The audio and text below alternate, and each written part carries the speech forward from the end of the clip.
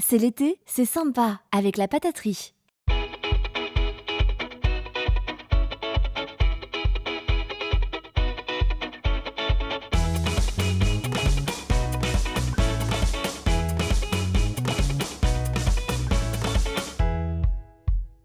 C'est l'été, le best-of de nous-mêmes de la deuxième semaine. C'est l'été, la seule émission que l'on regarde et que l'on fait avec des lunettes de soleil. C'est normal, ça justifie. C'est l'été. Tiens, justement, puisque l'on en parle, lundi c'était un sujet nocturne. Nous étions à Pornichet, à l'hippodrome. Faites vos jeux, mesdames, messieurs. C'est les courses, ça va vite. Allez, pariez.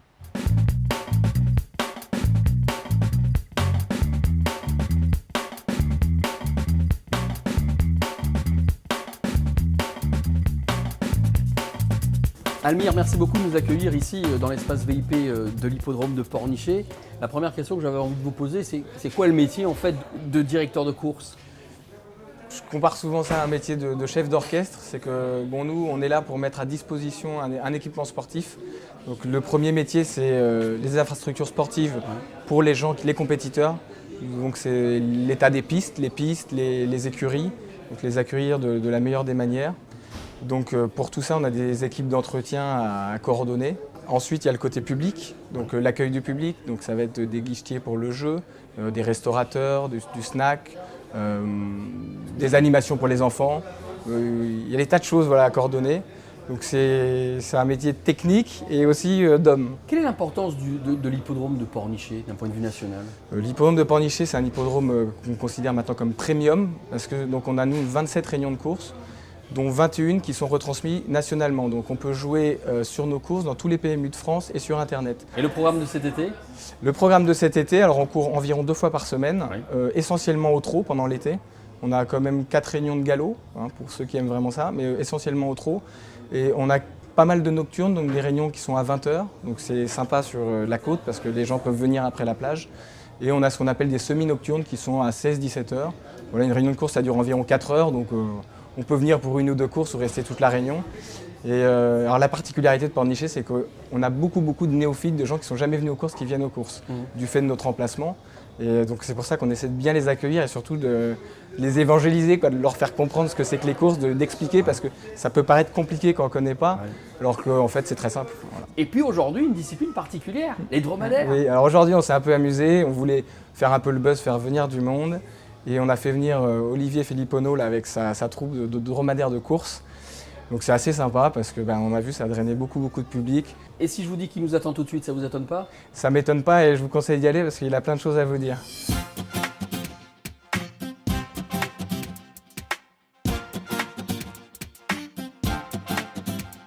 Olivier, merci de nous accueillir sous la tente berbère. Ah oui? Quelques minutes avant la seconde course.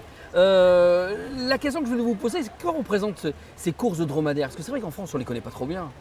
Bah oui, on ne connaît pas très bien parce qu'en France, il y a à peu près 700 dromadaires. C'est surtout des animaux de cirque et de zoo.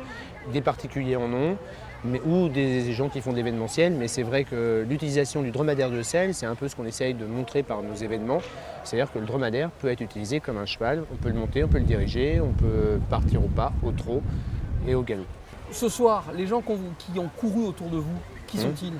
Alors on a 7 personnes, 3 jockeys de notre association basée à Poitiers. Et puis après, on a demandé aussi pour avoir du punch et pour avoir aussi une expérience des jockeys de chevaux de course. Et donc on a trouvé 4 personnes de Pornichet ou de la Baule là, qui sont des vrais cavaliers de course et qui nous ont même appris des petites choses pour mettre en avant, pour se tenir sur les chameaux, rajouter des étriers, etc. Et c'était vachement positif et intéressant. Le best-of de cet été, nous sommes toujours au Jardin des Plantes, au milieu des œuvres du voyage à Nantes. Tiens, justement, mardi, nous avons découvert avec vous la croisière estuaire et nous avons rencontré Jean Blaise, directeur du voyage à Nantes.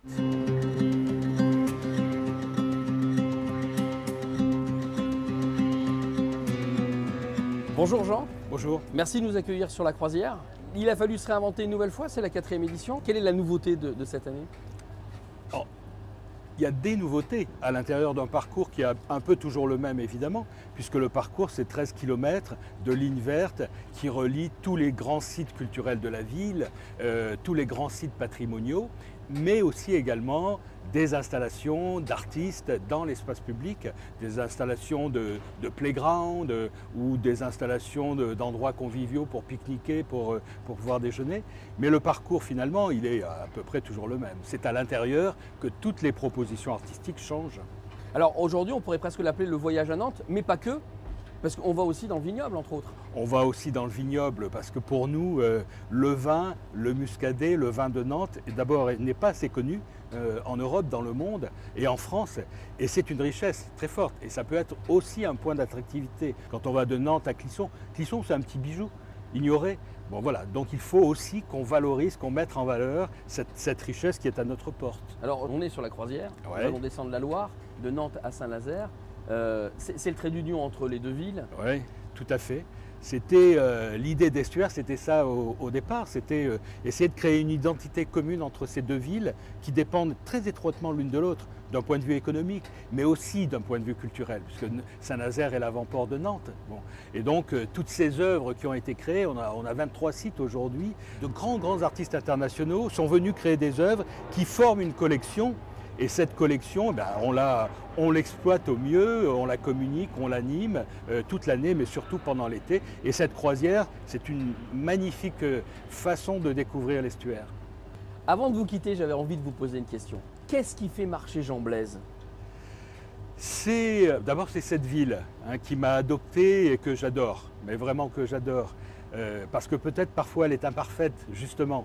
Elle a beaucoup d'identité, beaucoup de caractère. Bon. Et puis ce qui me fait marcher, c'est rendre accessible l'art au plus grand nombre depuis toujours.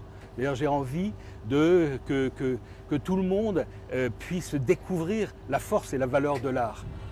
Et donc voilà, c'est ce qui me motive et ce qui continuera à me motiver encore quelques temps. Eh ben, on se retrouvera bientôt alors. Merci. Merci beaucoup. Merci.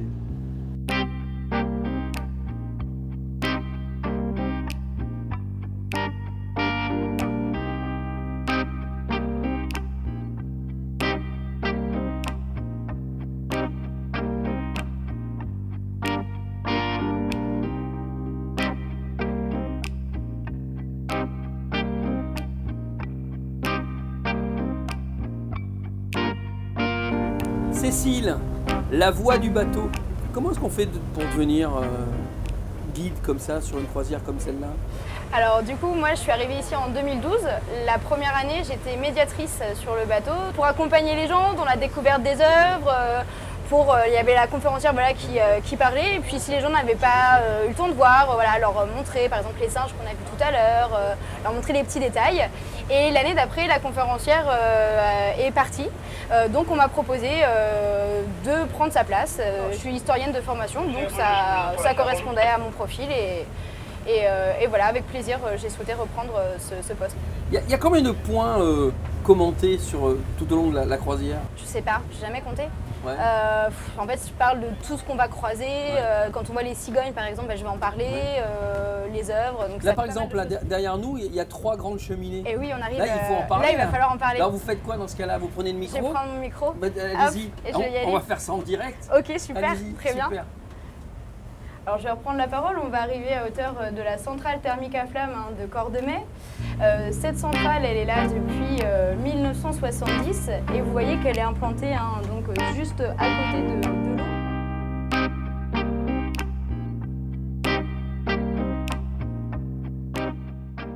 Vous êtes toujours dans le best-of de C'est l'été, chaque soir sur Télé Nantes, du lundi au vendredi à 19h10. Agenda, rencontres, idées de sortie pour les vacances. Jeudi, nous avons posé nos caméras à La Plaine. Là-bas, nous avons rencontré 2 personnages. Oui, 2 personnages locaux et remarquables.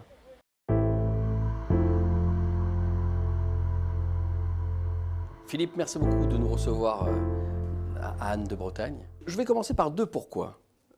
D'abord, pourquoi La Plaine? Et puis pourquoi Anne de Bretagne? La Plaine-sur-Mer, j'ai mes parents qui avaient une maison de vacances. Ils étaient donc boulangers, restaurateurs dans le Maine-et-Loire, à Angers. Quand j'étais tout petit, avec mes parents, on ramassait les coquillages sur les rochers, grattait les huîtres, les moules, les palourdes. Et donc j'ai toujours beaucoup aimé cet endroit qui m'inspirait justement des vacances. Alors, quand je suis venu à la Plaine-sur-Mer, je me suis dit, tiens, je serai tout le temps en vacances. C'est bien. Et pourquoi Anne de Bretagne? Anne de Bretagne, quand on a construit en 78 l'établissement avec mon frère, On n'avait pas de nom, on avait évoqué quelques noms. Et ma mère, justement, qui a une cuisse bretonne, qui est née à Rennes, et ma grand-mère à Saint-Paul-de-Léon, elle me dit « J'aimerais bien que vous l'appeliez Anne de Bretagne ». Quand on regarde la décoration de la salle dans laquelle on est, quand on regarde la décoration de l'hôtel, on se rend compte que c'est très épuré, très lumineux. Est-ce que votre cuisine est épurée et lumineuse? Même chose que la décoration. Il y a un bon élément de décoration simple, justement avec l'extérieur, et je vis avec la mer. Et ma cuisine, elle transpire la mer aussi. 35 ans d'installation, Oui, 36.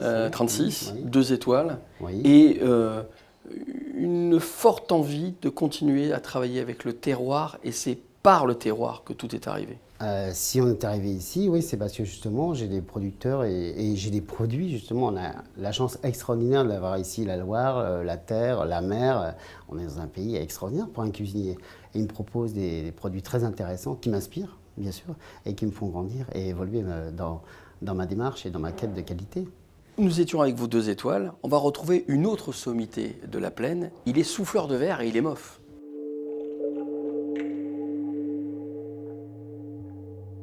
François, merci de nous accueillir. Vous êtes un des spécialistes de la soufflerie de verre, on dit comment? Non, de souffleur de verre ou de la verrerie éventuellement, mais plutôt souffleur de verre. Comment est-ce qu'on choisit ce métier-là? Par passion, mais à la base, moi dans mon histoire personnelle, Ouais. c'était plus en réaction par rapport au système scolaire. Le côté formatage et compétition, ça ne marchait pas. Ouais. Donc j'ai cherché très rapidement ce que je pouvais faire comme métier, comme activité. Et j'étais tombé au début sur le vitrail, sur le faire des vitraux. Et en continuant à fouiller, j'ai découvert le verre en fusion, qui a vraiment été un déclic pour moi. Et ça va faire maintenant 21 ans que je suis devenu accro de cette matière, quoi. Alors, vous avez obtenu le prix, enfin, le titre de meilleur ouvrier de France. Et aujourd'hui, on parle de vous comme un des grands de la verrerie. Vraiment dans ma spécialité, on va dire, dans le côté un petit peu d'archéologie expérimentale. Parce que j'ai une manière de travailler qui n'est pas forcément très typique, très traditionnelle. Et je pense qu'à travers cette technique-là, oui, je pense qu'il y a une reconnaissance au niveau international. Votre quotidien ici, donc cet été, juillet-août, vous êtes à l'atelier, vous travaillez, vous recevez, vous transmettez. Oui. On a fait le choix d'avoir un atelier qui était ouvert au public pour essayer de transmettre et de partager au maximum. Parce que apprendre pour soi, c'est une chose, mais c'est une matière qui est tellement magique qu'autant essayer de la montrer et de la faire rêver, on va dire, le maximum de personnes.